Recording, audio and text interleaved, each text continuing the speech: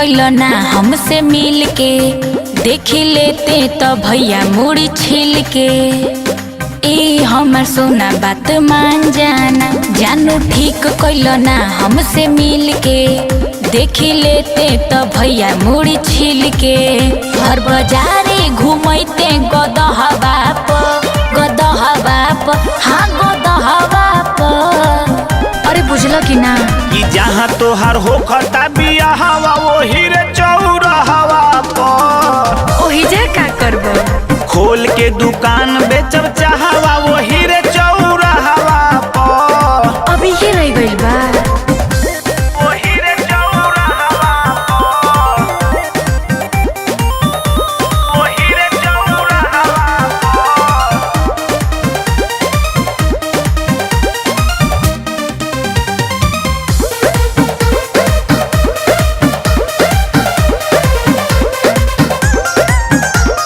बानी बेवफा जनी के हो से कही हम, पीपी के दारू घूमी घूमी के। जाते ससुरवा जोगाड़ करवई ह, भतरा के कटरा में रूम के। हाँ 2-3 गो रूम खाली बा। बानी बेवफा जनी के हो से कही ह, पीपी के दारू घूमी घूमी के। जाते ससुरवा जोगाड़ करवई ह, भतरा के कटरा में रूम के। हम खुश नइखे घर के सलाह बाप, सलाह बाप, हाँ सलाह बाप। समझा ना कि रोज देखबो भर भर निगाहवा वही रे चौराहवा पर, बड़ी भारी बेइज्जती होई। खोल के दुकान बेचब चाहवा वही रे चौराहवा पर। हाँ तो जा हमसे न बोली हो।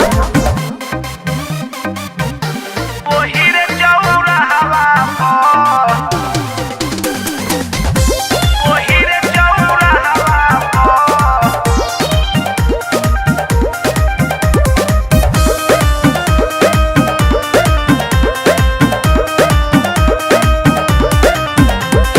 होलसेल के दुकान चलावे ससुर जी, पियावा के नामे मार्केट हो। पति तू पवलू भले करोड़पति, प्यार के न होई कहियो भेंट हो। हाँ उनका तो फुर्सते नहीं खे। होलसेल के दुकान चलावे ससुर जी, पियावा के नामे मार्केट हो। पति तू पवलू भले करोड़पति, प्यार के न होई कहियो भेंट हो।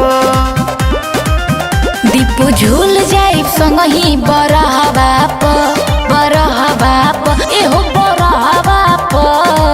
बुझल कि जहाँ तोहार होखता बियाहवा वही रे चौराहवा पर, खोल के दुकान बेचब चाहवा वही रे चौराहवा पर। ओही जे दुकान खोला रोज सवेरे बोलत चाय ले लो चाय, गर्मा गर्म चाय।